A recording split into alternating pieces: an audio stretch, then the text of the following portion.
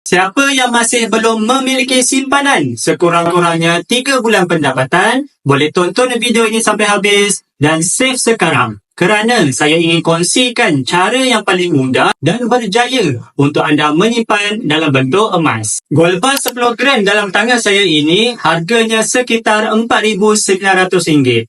Bagi golongan yang bergaji sekitar RM4,000 tetapi masih lagi tiada simpanan, anda boleh letakkan matlamat yang pertama, iaitu simpan 3 keping gold bar 10 gram. Bagi golongan yang sudah bergaji agak baik tetapi masih belum mampu untuk menyimpan, biasanya simpanan mereka ini mudah bocor. Jadi golongan ini antara golongan yang saya sarankan untuk bekukan simpanan kecemasan dalam bentuk emas. Walaupun simpanan kecemasan ini lebih sesuai disimpan dalam bentuk wang. Public Gold menyediakan platform simpanan yang dipanggil GAP atau Gold Accumulation Program, di mana ia merupakan akaun simpanan emas yang membantu anda untuk menyimpan mengikut bajet anda tanpa komitmen bulanan. Dengan gaji RM4,000 dan simpanan 10% dari gaji anda boleh mencapai matlamat untuk dapatkan 1 keping gold bar 10 gram ini dalam masa 10 ke 11 bulan. Walaupun agak lama untuk menyimpan,